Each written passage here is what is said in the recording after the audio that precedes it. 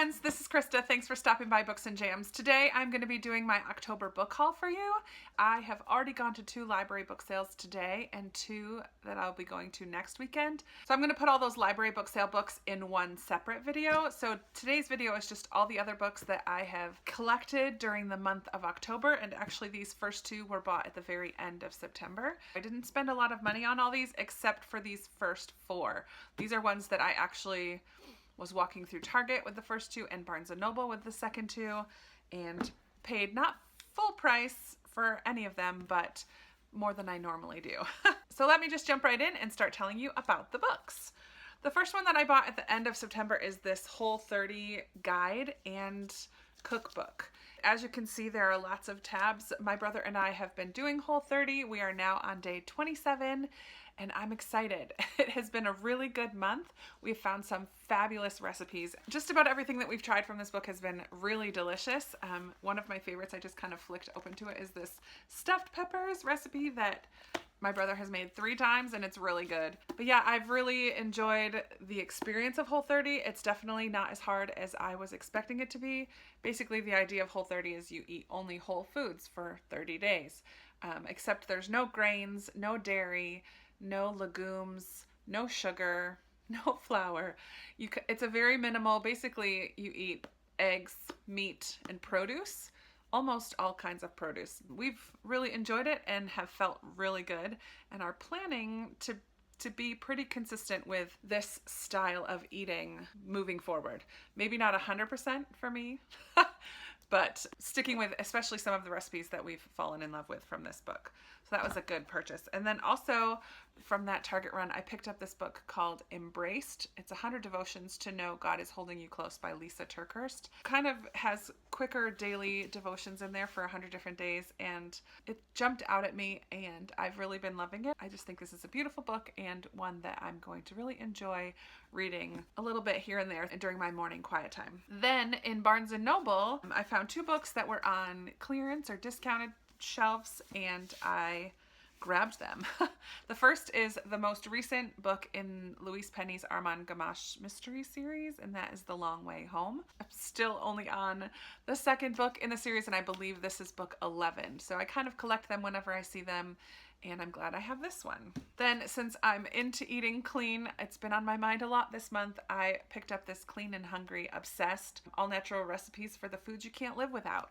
So it's like kind of comfort foods, just with a clean recipe, so changed up a little bit. I love cookbooks that have pictures for every recipe. That makes me very happy. From a little free library, I picked up Yellow Crocus by Layla Ibrahim. I heard of this book from Lisa from Books and Smiles. It's set in the South in days of slavery, and it just sounds like it's going to be something that will be hard-hitting but an important read. But I am looking forward to giving it a go based off of Lisa's response to this one. This next little pile, I honestly have no idea where I got these from. So yeah. I picked up Little Mercies from Heather Gutenkopf, and I do have this book. It's actually right here.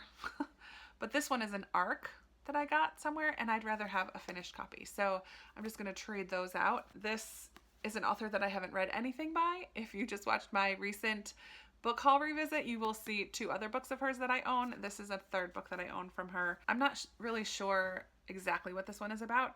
However, it does have a feel sort of like a Jodi Picoult book where she kind of makes you think about a specific situation and maybe question your gut instincts or the way that you think you would respond to a situation. So I'm really looking forward to getting into that one. I recently listened to a podcast from Katie and Molly, 2 of my friends here on BookTube. I will link their channels and their podcast information down in the description box. But they were talking about some of their favorite reads, and Katie talked about Bill Bryson, and I think I have one other book by him, but I haven't read any yet. These are nonfiction, and this is one that they did mention on the podcast, and it's Bryson's Dictionary of Troublesome Words, a writer's guide to getting it right. And I'm not a writer, but I am really interested in words and reading, and so I just thought this might be a fun one to read. He kind of writes his nonfiction with a humorous and very relatable writing style, according to Katie. I haven't read any yet, so I can't say that for myself, but I am looking forward to giving some of his books a try. Then next I have here 2 Christian fiction books. I've read other books by Julie Klassen. This one is called The Tutor's Daughter. I'm sure that I'll enjoy that. And then I have a Francine Rivers book called Bridge to Haven. And I believe I have read this, but didn't own this one. Francine Rivers is one of my favorite Christian fiction authors, so I'm glad to have another one by her. In my weekend reading vlog a couple of weeks ago, I told you that I went to a secondhand bookstore to exchange some books, and these are the pile that I purchased with the credit that I had received. So I think I only spent $2 or $3, which went above the credit on these books. So I did show you that I got The Great Alone by Kristen Hanna. Kristen Hanna is one of my favorite authors. She's such a fabulous storyteller. This one is about a family. The husband and father is dealing with PTSD from being a soldier somewhere and is just having a really hard time with it. He moves his family to the wilderness in Alaska, which starts out being really great for the family, but then when winter hits, things take a downward turn, I believe. I'm just really looking forward to reading another story by her. I grabbed a middle grade book called The Evolution of Calpurnia Tate, and to be honest, the cover is what first drew me to this book. In this story, we follow Calpurnia, who is a young girl. It's in the heat of summer, and Callie ends up spending a lot of time with her cantankerous old grandfather, but learns a lot from him, and she's resisting against learning how to do all the things women are expected to do, especially at the turn of a century, like cook and sew and clean, and that's not the life that she wants for herself. So I'm excited to read this one during middle grade March probably, and this is a Newbery Honor book, as you can see. So that's just another great addition to my middle grade shelf. I grabbed an Agatha Christie, and then there were none. I have a bunch of Agatha Christie books, but I didn't have the two most popular, so now I'm thankful that I have, and then there were none. This is a pretty short mystery, and I'm really excited to get to it. Another I believe YA book that I've heard so much praise for here on BookTube is Poison Study by Maria V Snyder. But it's about this woman who is in jail about to be executed for murder, but instead becomes a food tester for the king. I don't know much more about it than that. Finally, from this secondhand bookstore, I purchased The Story Keeper, which I just saw when I added it to Goodreads. I just saw that it's actually the second in a series, and I'm kind of bummed. But I loved Before We Were Yours by Lisa Wingate, and then I heard her speak at the National Book Festival as well in DC, and I just really wanted to try another book of hers to see if she might be an author that I would like to read more from. She has a ton of books out, so I'm not sure if I'm going to end up keeping this one because it is the second in a series. I might have to look up what's the name of the first one, I don't even know, and get it from the library. I should have done my homework a little better in the store before bringing this one home.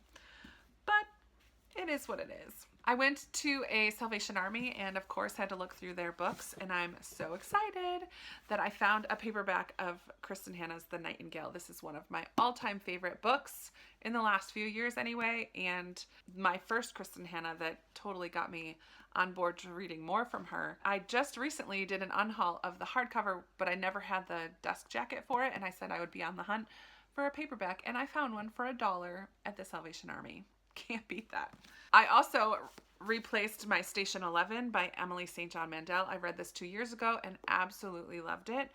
This is a post-apocalyptic, actually it's kind of interesting because we kind of see before this pandemic flu hits the world, and then it happens right at the beginning, but then we jump ahead to kind of 20 years later, I believe, where the world is obviously completely changed, and there's this troupe of traveling musicians and artists who kind of travel around bringing art and joy and beauty to these different encampments of people. It just was a really lovely written book, and I let my mom borrow it and she ruined it. It got totally waterlogged somehow, but I found another copy for $1 and it's in beautiful condition. So I'm glad to have that one back on my shelves. Also at that Salvation Army, I picked up a book I'm not sure when or if I'll ever get to, and that is A Game of Thrones by George R.R. Martin. Now, again, it was only $1, so I'm okay spending that on a book I might not ever read. But I am more and more finding myself really enjoying fantasy. And so I have book 1 of the Wheel of Time series, and now I have book 1 of A Song of Ice and Fire series. So who knows when or if I'll ever get to it, but it will be on my shelf in case the mood strikes to try another fantasy series. Last weekend, I went up about an hour and a half away to connect with one of my cousins who lives in Northern Virginia, and we went to a Mackays bookstore, which Richmond used to have one and it went out of business and I was very, very sad. So these are the ones that I found at Mackays. Again, I brought books that I was unhauling and got some store credits. I did have to pay a little bit because the store credit didn't cover all of these, but I am very excited about these ones. The first one is The Alice Network by Kate Quinn. This book has dual timelines. We have a story in 1915 about this woman named Lily who becomes nicknamed Alice, and she is a spy sent to help work against the German army.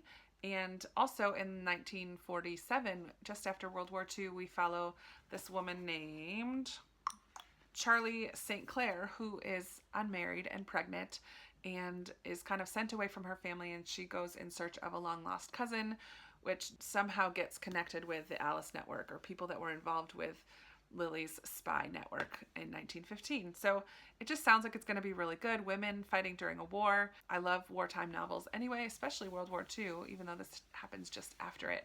I think this is going to be one that I really love. I did pick up the other Agatha Christie that I've really been wanting, and that is Murder on the Orient Express. I've never seen this edition of the cover before, so I'm really excited about this. This is a Hercule Poirot mystery, and I'm sure you know a whole group of people are on a plane, not a plane, a group of people are on a train and they start dying off one by one, and our job is to find out who done it. I have already read this book during Middle Grade March last year. It is Echo by Pam Munoz Ryan, who also wrote Esperanza Rising. This was one of my favorite reads during March this past year.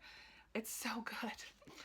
The audiobook in particular is really good. In the beginning of this book, we have a kind of an origin story of this harmonica, which is very fairy tale-esque, but then it becomes almost pretty much historical fiction where we follow three different characters, a little boy in Germany, brothers in Pennsylvania, and a little girl in California, and they're all shortly following each other, and the harmonica is a part of each of their stories, and then it's all brought together at the end in such a beautiful way. I absolutely loved this book. It is quite a chunker, but it's middle grade as well. It flies pretty quickly. I mean, the margins are wide, it's double spaced. I flew through it because I just couldn't get enough. It was fabulous. And now I own it, yay. I picked up a book of short stories called Shelf Life. Gary Paulson is the editor, and he collected 10 original stories by different authors to benefit pro literacy worldwide. I always think a book of short stories is great for a readathon. I haven't read too many books of short stories, but I figure books about books and that help promote literacy sounded like something I couldn't pass up, and it was only $1.50. So had to add that to my collection. And finally, from Mackays, I picked up A Column of Fire. This, I'm telling you, has to be brand new. I don't think it's ever been read. There's not any crinkled edges. There's no cracked spine. I'm not sure what the name of this trilogy is. The Century Trilogy? I think that might be his other one. But Pillars of the Earth is the first one in this, and I think World Without End is the second one, and then A Column of Fire. So I won't be reading this for a while, but I couldn't pass up this perfect condition book. Okay, then finally I just have things to open for you. I received a few things in the mail. One that I was expecting is a giveaway that I won, and I'm very excited. And it is Sold on a Monday by Christina McMorris. I have Letters from Home, which is another book she wrote, and I recently read The Edge of Lost, and I really enjoyed her writing. So this book is based on a situation where a reporter takes this picture that he never meant to get published, and it did, and it kind of went viral for 1931, whatever viral means for 1931. It became much more of a big deal than the photographer ever thought it would. And it's about this sign that said 2 children for sale. And somehow it ends up being the story about this family that has been torn apart. And hopefully there's some bringing of it back together in this story. I'm really hoping. But this little boy sitting there with a suitcase breaks my heart. I have a feeling this whole book might break my heart. But I'm looking forward to reading another book by Christina McMorris. I'm so excited that I won this giveaway. I almost never win giveaways. And this one is a surprise. This package came from Amazon, and I don't think I ordered anything from Amazon. Oh yeah, I received this gift from the author. He reached out to me. It's called Mermaids Are Real, The Mystic Prong by Bo Wu. I agreed to receive this book because I've never read a book about mermaids before, and I thought it would be interesting in a way to support an independent author. Let me read to you what the description says on the back. Benji Fisher has spent the first 12 years of his life growing up in a small fishing town, Topside. He's gotten used to the gang of dolphins who follow him on his surfboard and the voices he hears under the water, odd things that have, in their repetition, become part of normal everyday life. However, none of that prepares him for the recruitment speech he gets from an octopus named Octavius and 3 of the dolphins the night before his 13th birthday. What would you do if your calling in life required you to take a leap or dive of faith? Would you take the plunge? So I believe this is a young YA or older middle grade about a little boy who has this calling towards the ocean and some mermaids and talking animals, and it sounds like it might be a fun read, and I'm very thankful that Bo reached out to me and that I have a chance to read and talk about his book. And that is it for me today. I hope that you enjoyed this book haul. I have a lot of really good books here. I'm pleased that I replenished my library with some that I didn't have anymore or that I've already read and really wanted to own, as well as a bunch of books that I'm really, really looking forward to reading. So let me know in the comments below if you have read any of these, which ones you think I should pick up first, or anything else that you want to chat about. You know I love chatting with you down there. Give this video a big thumbs up if you liked it, subscribe to see more of my face, and I'll be talking to you soon in another video. Bye. Hi, Krista. Hi, Krista. Nope.